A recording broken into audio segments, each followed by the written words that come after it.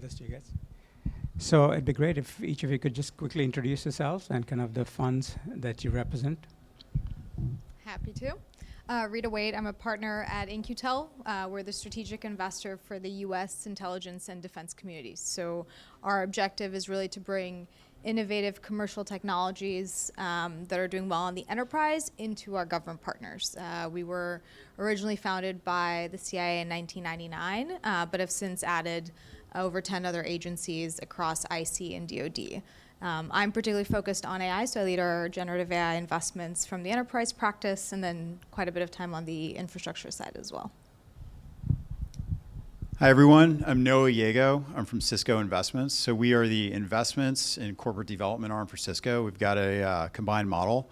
We probably have about 100 active portfolio companies, do about a dozen investments a year. It's a 40-person team. And on the AI side, we announced a $1 billion AI fund pretty recently, just a couple months ago. I'd say from 2017 up until this year, we'd probably done about a dozen investments in what we'd describe formerly as data and analytics and now AI. And then recently, we probably invested in about another 6 or so. The most notable ones, Mistral, Cohere, Scale, and Grok, so some of the bigger ones, and we're kind of coming out of the gates hard on that one. The other side of the coin for us is we have an acquisition activity, and we announced 11 acquisitions last year. Splunk was the biggest, and that plays pretty closely into a lot of our AI story. Our strategic rationale for doing that, we positioned it around security, observability, and then AI, largely because of the data. So it's a really compelling space, and it's fun to be involved in this area. Hello, everyone. My name is Ashish Kakran. I'm with Thomvest Ventures, stage agnostic fund, 750 million AUM.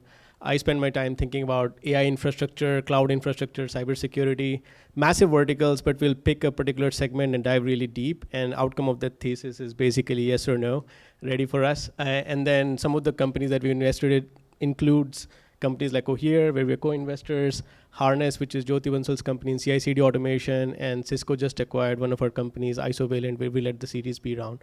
My name is Uday Sandhu. I'm with Alpha Intelligence Capital. It's a global AI-focused platform. We invest in the US, in Europe, and APAC, so teams across the world. We have 46 companies so far, all in very interesting sectors such as healthcare, public safety, cybersecurity, et cetera. Great, thank you all. So it's late in the afternoon, so I thought I'd start off with a question that's a little bit provocative to get people up and going. So, what's your thinking on early stage AI investment being overcapitalized, and how much of it is being driven by large funds required to deploy large amounts of capital versus the capital they actually need to build these companies? All right, I'll take a stab at this first. So are we overcapitalized? I think the answer is yes. So that's probably not too controversial to say. But when you think about it, and we think about this really as a massive CapEx cycle, sort of akin to some of the things, Anik, that you were saying earlier in the day, there are parallels to what we saw with broadband adoption in the 90s. And I think the assumption here is that from the primordial soup of all of these amazing startups that are coming out, there will be new leaders. If you think about things of the macro effect on this, a lot of analysts will look at this and say, yes, we believe there's going to be increases in productivity and GDP, maybe on the order of 2% is what I've seen in some of the research. But by the same time, there's going to be a massive amount of cannibalization, and that's part of our hypothesis. So the question that we're asking ourselves are the leaders today best positioned to be the leaders of the future? And this really percolates into a lot of our thinking. So if you believe the thesis that this is going to have a massive impact, who are the people who are going to be the winners and who are going to be the people who have the losers? And our belief is that if you're deeply involved in the space and you take advantage of this, then you could be really well positioned. Somebody on the last panel mentioned Apple, and I'll pick on them a little bit, but then I'll actually compliment them. I hope there's nobody from Apple here. But if you look at what the conversation about Apple really related to, maybe 2 years ago, everyone said, gosh, you had a leg up with Siri in AI. You sort of had the lead relative to all these other major players, and you kind of lost that because of a lot of things that were going on in the industry. And then with this news that came out about using data and kind of integrating that into AI, completely changed the game. So if you think about what the constraints are in this market when it comes to overcapitalization or who's positioned to be the winners, and the constraints being things like data and trust and governance, we actually think there's a massive opportunity for people to do some pretty interesting things. So is it overcapitalized? I think the answer is, in certain pockets of it, yes, we are early stages of a massive technology shift, but it's also going to lead to many other rounds where we're going to see many different winners and losers. And then as investors, that's where it gets exciting for all of us. I think I would just say the way humans interact with machines is fundamentally changing. This is the next big thing.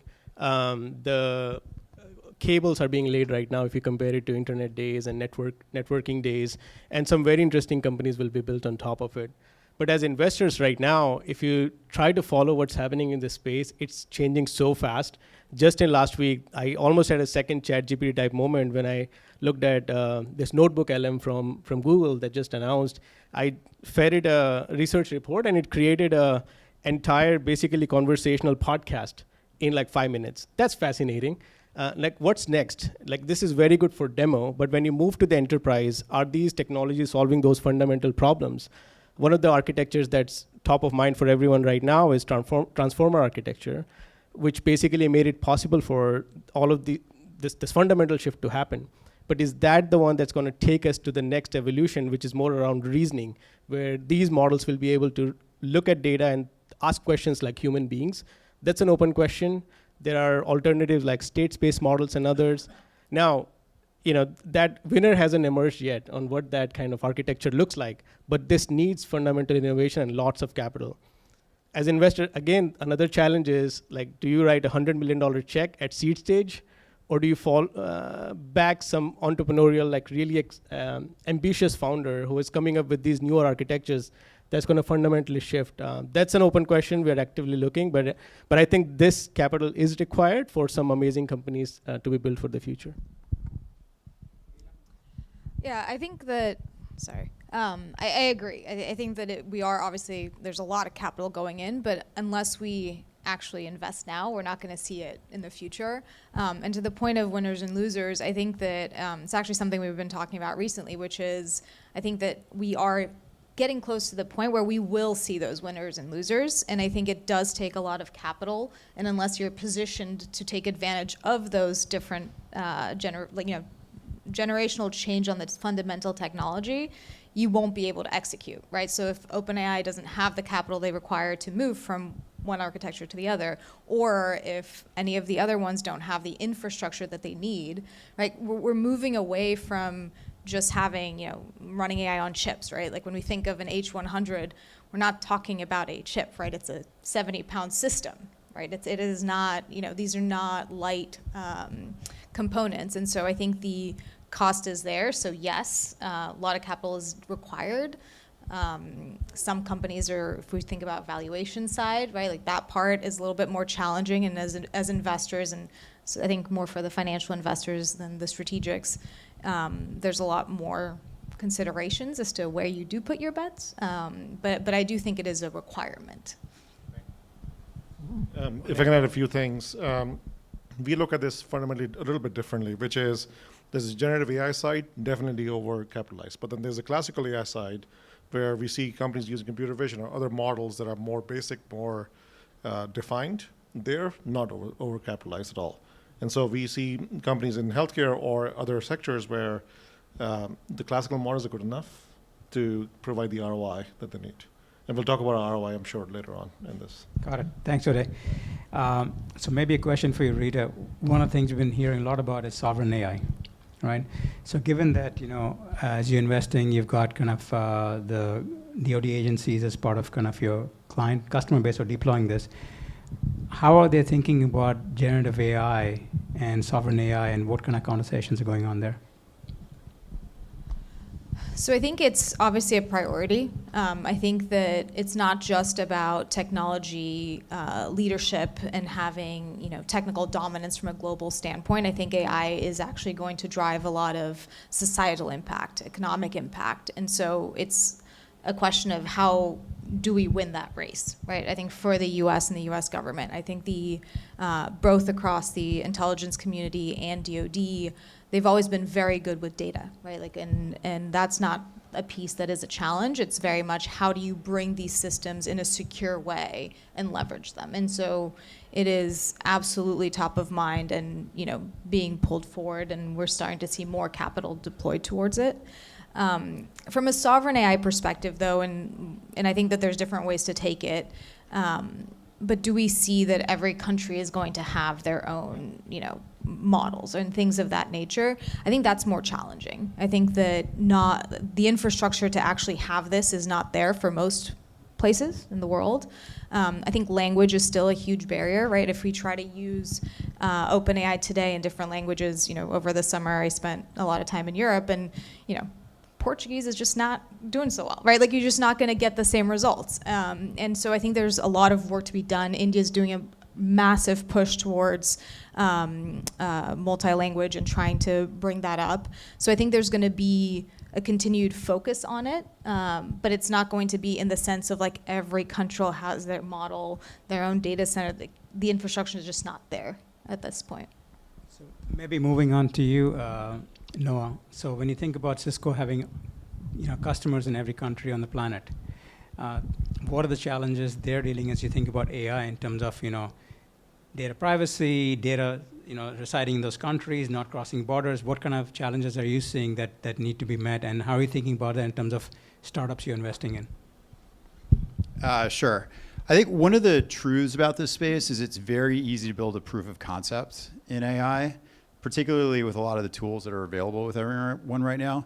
So we're seeing a lot of in the startup world is some of these companies that are coming out and doing amazing things, solving real world problems. But when we think about it in the context of enterprise adoption, there's still a lot of legwork that needs to happen in terms of large enterprises being comfortable rolling these out.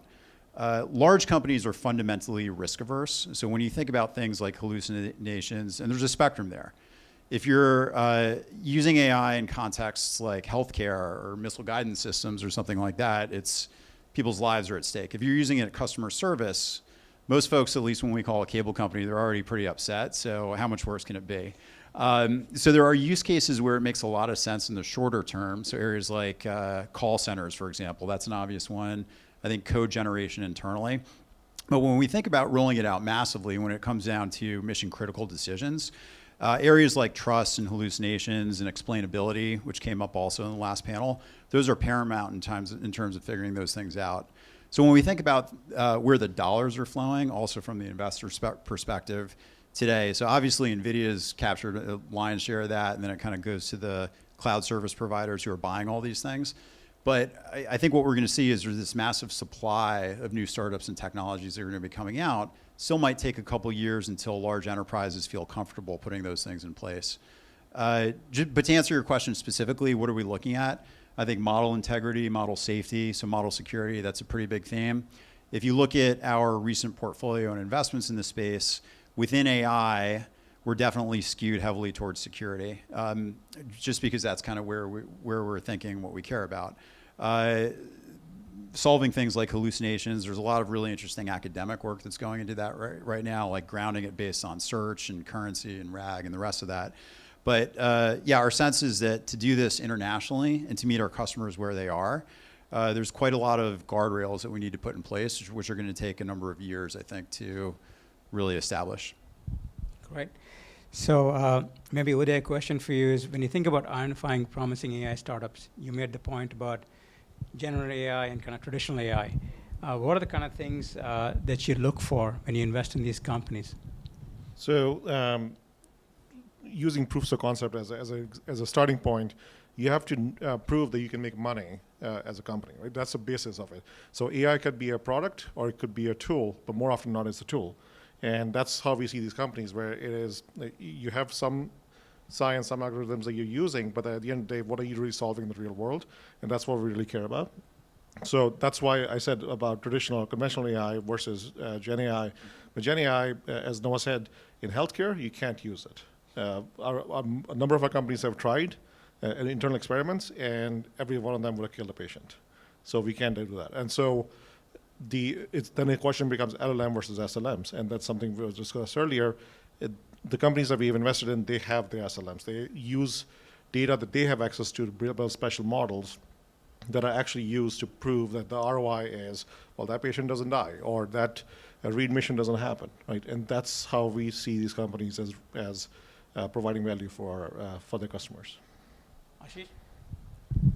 Yeah, I think if you look at, I'll go back to the cloud days. It took like full decade or so before cloud became mainstream. There were a lot of challenges. DevOps basically became one of these things that made cloud possible, because you had a way for teams to interact with each other. You added visibility into something that is a black box outside of your perimeter, and you had secure access controls and whatnot.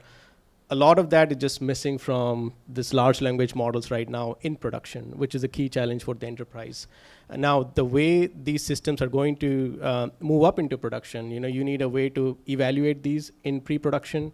You need to monitor the performance drift, hallucination, accuracy in production, and then fine-tune the model or use a RAG-based architecture to make sure the model is performant. There's a lot of challenge in that space. When we talk to CIOs, one of the things they tell us is, look, this is like V0 of all of this in enterprise space. You do not have SSO. You do not have logs for what went into the model, what came out. Without that, don't expect large financial institutions in New York to use these. Don't expect healthcare institutions to utilize these into production. So a lot of work needs to happen. The way we look at it, we are going bottoms up. So there's a lot of innovation happening in the hardware layer. Now, obviously, a lot of dollars are going to NVIDIA right now, but there's AMD and others trying to do interesting things. Moving up the stack, then you start thinking about operating systems. So these are the models, model vendors right now. Open source, closed source, size of the model, context that they can support, the type of input that they can support. I think that layer is mostly done at this point. It will be very hard, unless you are like a Fei-Fei Li or Ilya from OpenAI to raise that kind of money. It's hard right now. But then you start moving towards the middleware, which is where interesting stuff is happening, whether it's security, access management, eval. And finally, on top of it, agentic AI is a very interesting concept. I think the future will look more like, hey, it's a sales team. I need to hire new SDRs, but instead, maybe I'll hire an agent and make my existing team more productive. Now, you can pick any function in the enterprise. I think there's a lot of productivity gain because of these agentic systems. Are these there yet? I don't think so. Right now, what is being packaged as agentic AI is like what was, just compare it with logistic regression being packaged as AI like 5-10 years ago. But it will get there, and that's the opportunity. So we are excited about this middleware and the application layer, the way you build these agents. So just because I think there's two things that I'm actually seeing a little bit different. And one on the enterprise adoption is that while it is still pretty modest, like you are seeing use cases where maybe not the critical ones where you're going to, person's life's on the line or any missile systems, but simulation, right? Simulation's a great example, especially in healthcare. I think that there's just a lot of use cases that we are seeing being adopted. Code generation, right? Software development. That's another one where we are seeing enterprises starting to put serious capital towards moving from a POC to deployment. So I think the fact that generative AI allows you to create is the big difference, right? And so, of course, there's all the boundaries, and I agree with all the conditions of how to deploy them. But I would say that we are starting to see that become more of a path to the actual enterprise adoption, right? And you have on the other spectrum of, enterprises being risk averse, I think that that's just the reality. But you have companies like Klarna in Europe who are showing and demonstrating that you can do this at scale. A lot of controversy about that use case, and what are they really doing? How big it is, But I do think we're starting to see that, and so I'm a little bit less concerned with that component of it. I think you don't need to go to the super high risk use cases first to see an enterprise deployment away from a POC. Yeah, I'll just one thing maybe just to clarify a little bit. I think internal use cases and the killer app in this space right now, at least as of today, this may not be true in 2 years, but code generation is absolutely it. We're seeing tons of usage and tons of dollars go into it. I think the question comes into play then is what are you using AI for internally, and what are you spending it on versus what is it that you're actually selling to your customers? Another way to kind of think about it is where are the most successful startups right now applying AI? And a lot of the applications we're seeing beyond infrastructure is really in vertical applications. So solving some of these problems where you have highly skilled workers, but in repeatable tasks and trying to answer those things. Sales and marketing, I mean, I think that's kind of table stakes.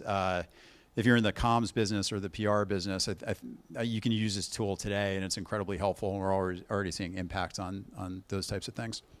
So, but the distinction between adoption internally and then what you're actually selling is probably worth considering. Let me open up to questions for the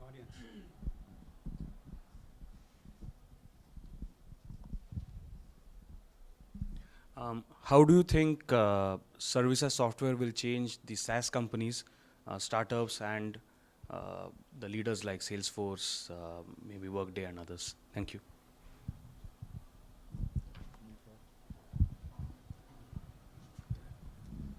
I'm happy to take a first pass.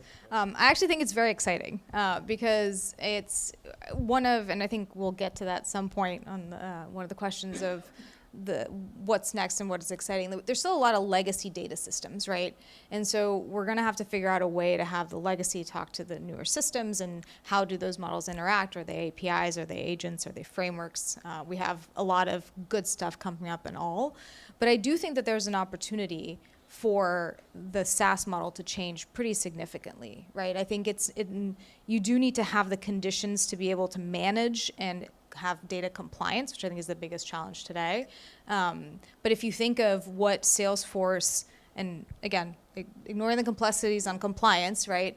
It's you have this data, you have databases, and then you are interacting with that data. And if we can figure out a framework to interact with the data in a way that we want, and it is personalized to us, independent of the use case, that's where the biggest opportunity is. So I think it's actually, it is really interesting how that's developing, and a big opportunity for the data pipeline side.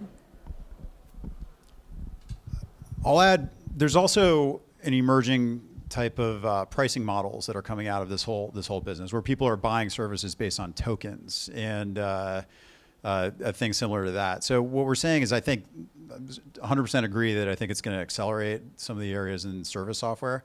It may also kind of change how the consumption models are being presented. Right. Other questions? You could yell from the... Sorry, can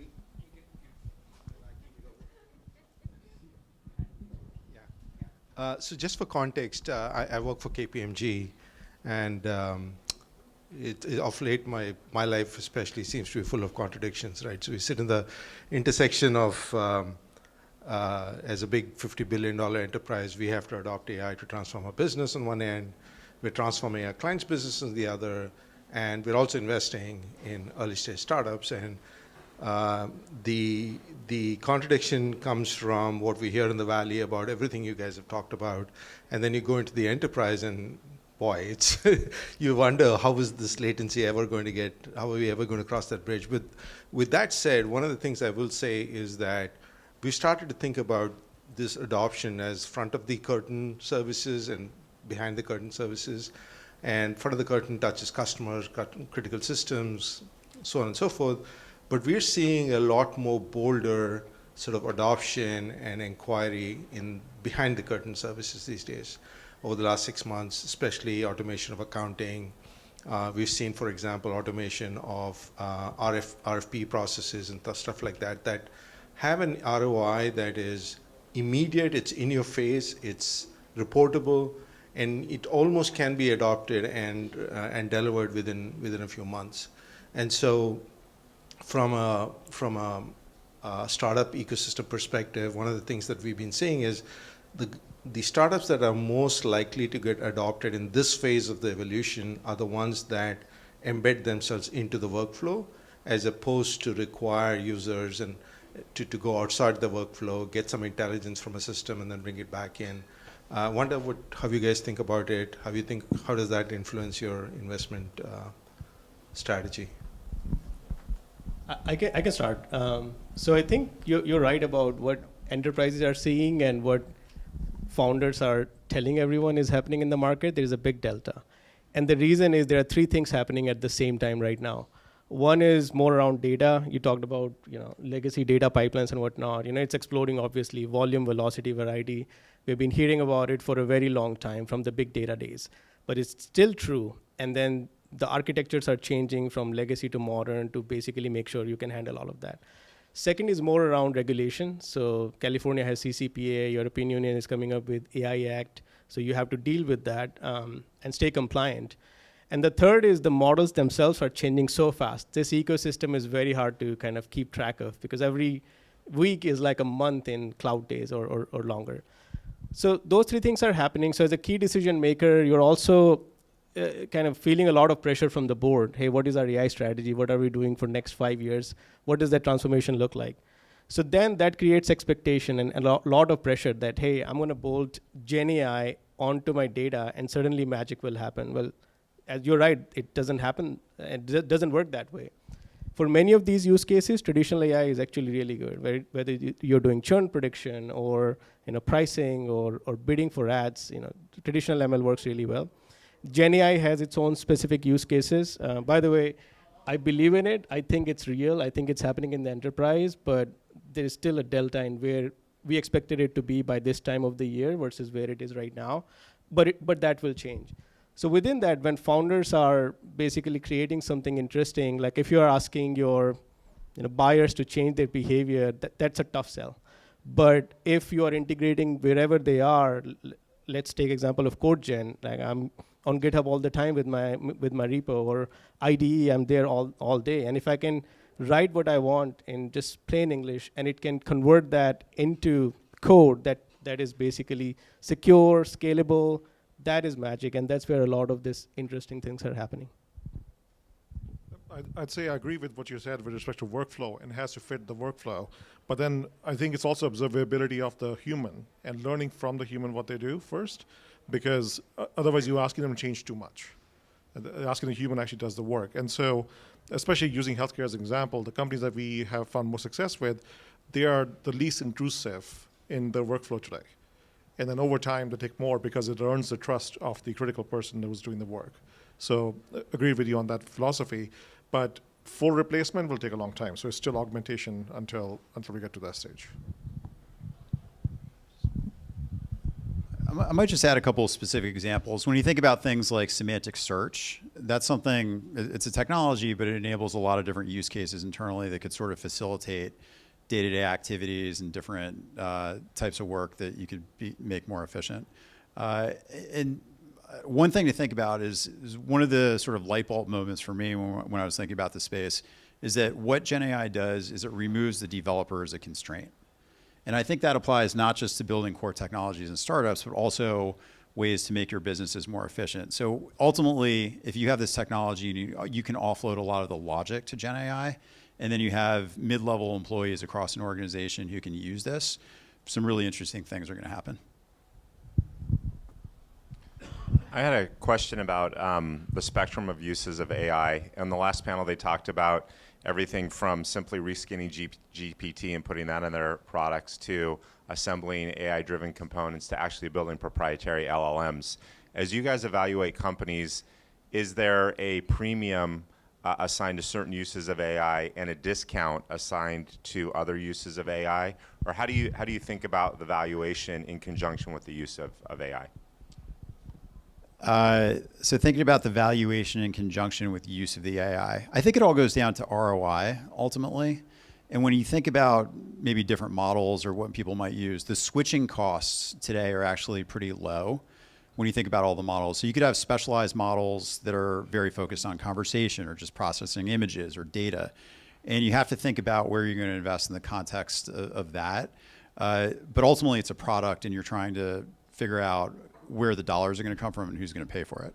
And then that's how we try to think about things.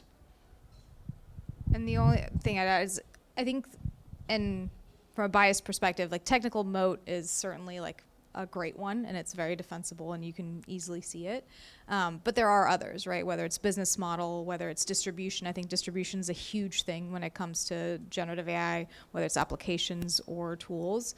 And so there's different ways, whether you are building the core technology or you're building on top of existing technology, to differentiate and have real value in both cases. Hi, maybe this is also a bit of a provocative question, but as the event is called Advancing Human-Centric Design. I wanted to ask for your opinion how privacy-enhancing technologies are gonna take,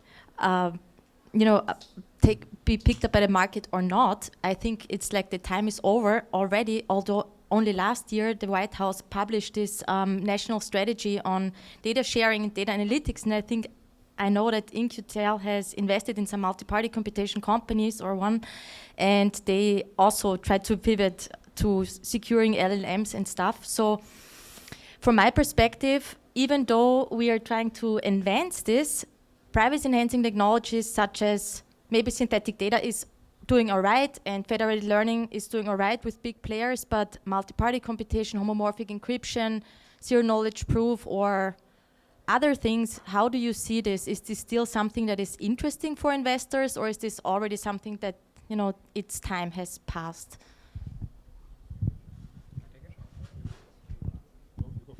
Yeah, so that topic is very close to what we do here. I'm an investor in a company called Opaque Systems, which does confidential computing. And what they do is they operationalize secure hardware enclaves. And you're right, I think there has been big expectation from SMPC and other types of technologies. But the question has been, are these ready for production use cases? But I think now the answer is yes. But the expectation from the buyer, I think up until last year, you had to do a lot of training for the buyer that you needed, and these are the reasons you need this. Something has happened this year where the conversations are happening in the reverse direction, where buyers are looking for solutions like Opaque Systems. Now, obviously, I'm an investor, so I'm very bullish on the company. But I think because of regulation that we've talked about, you have different silos within an organization. You cannot share data about customer and run analytics. Well, guess what? Now you can, because nobody sees the data. The decryption happens at the hardware layer. There's no known attacks against that, at least right now. So, and you get a stamp or a certificate that these are the applications that actually access the data. So long-winded answer, but I think the market is happening, and Opaque System runs a confidential computing summit. This year, the number of attendees were double last year, and there's just a lot of interest right now. So to add to that, for FHE especially, we have a company called Kornami, which competes with Opaque. But the interest hasn't gone away. Like, they're raising capital. They're going to be in market very soon with their product. So it's interesting to see what we call picks and shovels for Gen AI or conventional AI, how those things are developing. And we continue to invest in that piece of it, which is, you call it middleware, I call it picks and shovels, but it's the same thing. Hi, this is a question for you. So you guys recently acquired a company called Robust Intelligence. Yes. There was a lot of chatter on LinkedIn. Everybody was excited. But we also heard some interesting comments on what happened, what came down, and all of that. But my question is, it's a great company, and I like that you acquired it. It added a lot of fuel in the valley. But what was the thinking, if you can share it, and there's a lot more to be done. So what is that? What are you looking forward to for others to still do and kind of cover the ground on? Yeah, so Robust it's a pretty interesting story, and that news came out, I think it was 2 weeks ago or so that we did the announcement of it. For us, we're pretty proud of that just in the context of AI, because it's probably our first pure play AI company.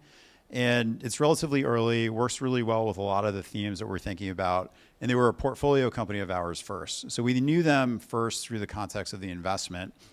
And then over a number of years, as you think about the strategy that we're working on at Cisco, and you have all of these different elements that coalesce. So the acquisition of Splunk, security and trust and governance being key themes in terms of enterprise adoption, how does this all fit in?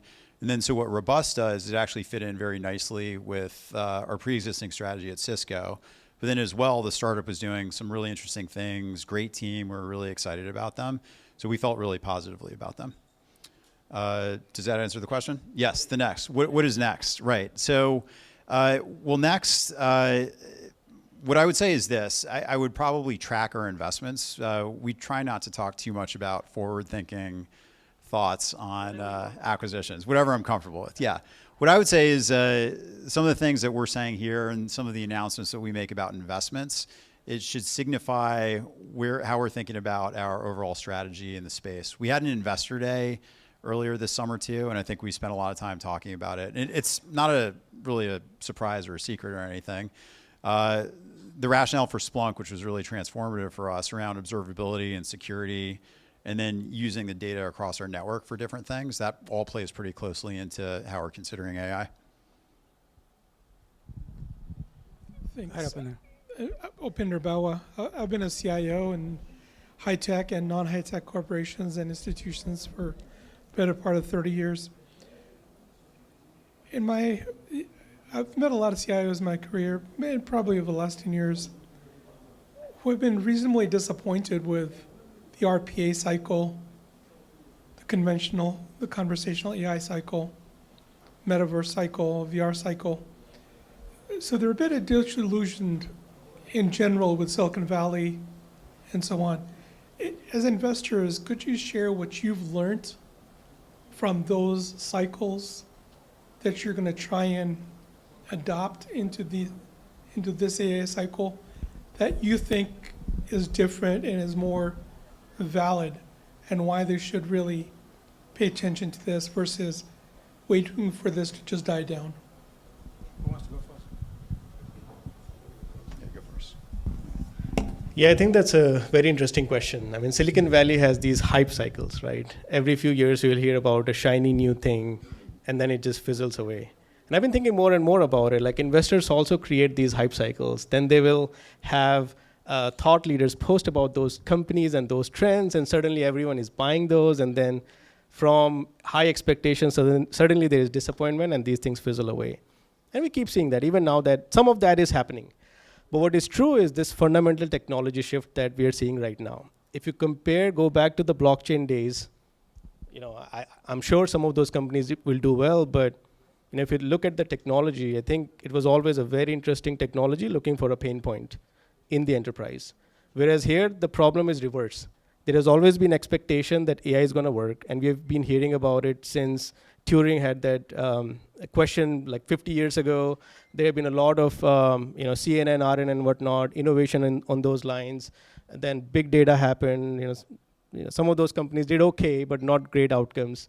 A few years ago, the expectation was only 50% of models actually make it to production, which is the ground truth. You had the cycle around MLOps companies. Some of them did well, some of them not so great. But I think, and these are the famous words that people say, hey, this time it's different. But I do believe this time it's different. That's because the use cases are there, the pain point is there, dollars are there. There's head of innovation. There are CIOs focused on AI and how do I get value out of my data. And if GenAI doesn't deliver that, the good thing is the traditional ML is now basically top of mind, top priority, and a lot of CIOs are getting value out of traditional ML, which were put on the back burner. Now they're back. But I do think GenAI with this transformer architecture is a fundamental step change that was expected in next 20 years. It is happening now. And it's just this magic that's happening. I don't think this time it's hype cycle. Hype in the sense, valuations, like we talked about that a little bit. Like you can do all the math and numbers, but somebody will put a 40x multiple. What are you supposed to do for that kind of deal? That is still happening. But I think the reality is out there. I think the real business use cases in the enterprise and consumer space are out there right now.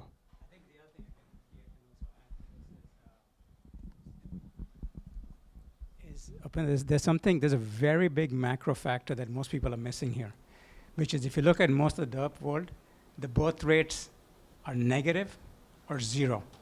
So what that really means, in order to drive GDP growth, it's not going to come from more workers coming into the economy, and it's not going to be consumption-led economy. So therefore, the only way you can do more with less is through some level of automation, as Eric pointed out. And I think that is such a big trend that over the next 10, 15, 20 years, it will absolutely play out.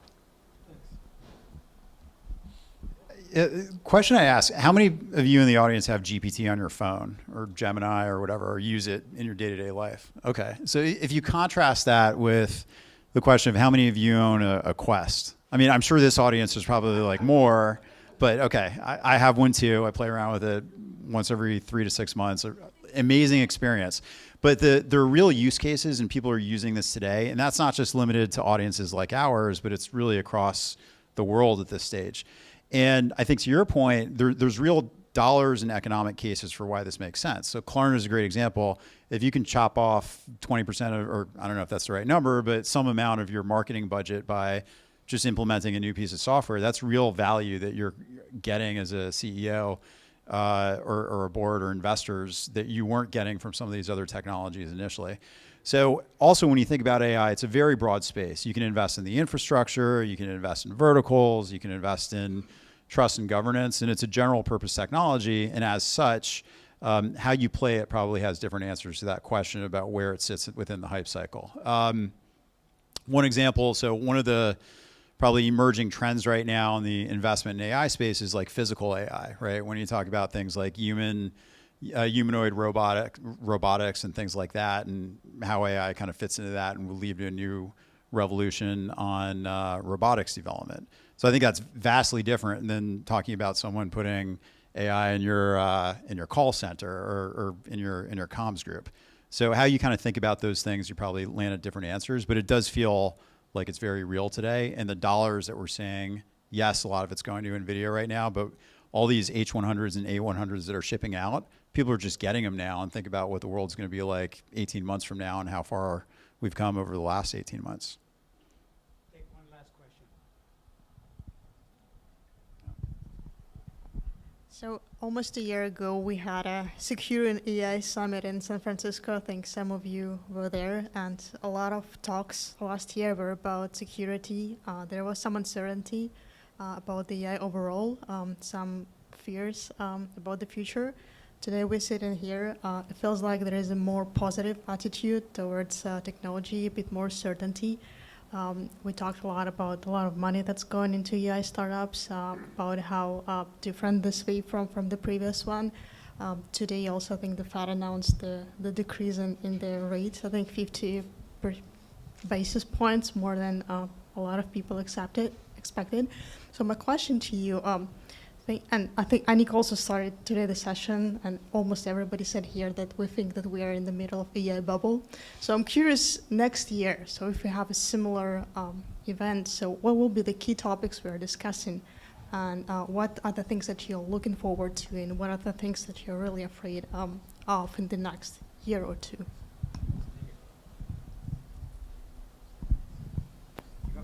Sure. I can start and hand it over. I do think next year is when we're going to see some of the big winners and losers. We touched upon that earlier today, but I think it is like now we're going to see if this works, right? And so I think that next year it's going to be a lot less about, you know, how are we starting to see the enterprise adoption, but how is this actually working? How is this actually being successful? And you'll get a lot more lessons learned, whether good or positive, in that space. And then I mean, I think models are just getting so much more capable every single time that we see a new generation of models. So I wouldn't be surprised if there's also a whole conversation on the next, what is that next step, stepping change in the fundamental architecture that'll allow for more reasoning for those other use cases that I think brought a lot of the security conversations to light, which I think that you always had a group that was a little bit, okay, well, it's not going to be the end of the world. Robots aren't going to take over. But it was a lot of the conversation last year. From a technology perspective, agentic AI and small models are probably two of the topics that come up a lot. And I would expect that we're going to see how those evolve over the next year. I'd say in terms of what we might be talking about next year, many of us are probably watching very closely the foundational model space and how that's evolving. And if your thesis is that yes, this is a very exciting segment of the market and a lot of money is flowing into it, that's fine. But the other question you have to ask is, what is the execution risk of being an early stage startup? And a lot of these companies, like OpenAI, $100 billion valuation, if you're investing in that company today, as an investor, you're probably underwriting a return of $300 billion or $500 billion, or what does that look like? So trying to think about how those models evolve, and how does your end state for the foundation model space, do you think it's going to be 3 winners that are general purpose and then a whole bunch of other specialized models and then open source like Llama winning, or is it something else? How does that relate to the names that are out there today, and will those names be the same? And I think that's going to be a really exciting topic to talk about next year. I think one of the things I think about is when will Meta stop giving away Llama for free? This is not going to continue like this forever. And then what happens to business models when you're actually selling into enterprise and consumer? It's a very interesting thing that we're trusting, since we are about human-centric and trust here, someone whose core fundamental existence, the company exists on our data. And we are okay with some model that they're shipping, exposing all of our data to that model. Now it's open source. I think intention is good, but long term, I want to see like where that lands. That would be interesting. Security for AI, you mentioned. I think it would be interesting to see where they are in terms of actual revenue next year, because that revenue will lag adoption of AI itself in the enterprise, and I think we're getting there. So that will be the big jump, I think, next year. I think agentic AI will move from a buzzword to real agents, where instead of hiring people, you will be hiring agents to write code, do sales outbound marketing, and whatnot. And we'll. I think those are the three things we'll be talking about, hopefully next year.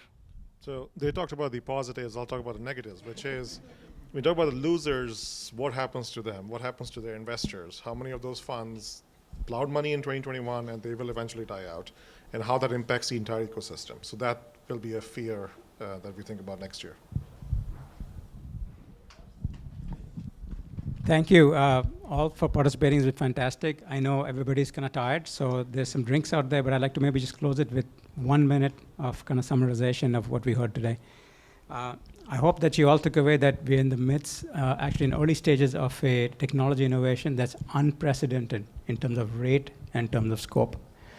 I also hope that you took away that investing and building AI companies is very different than the old playbook.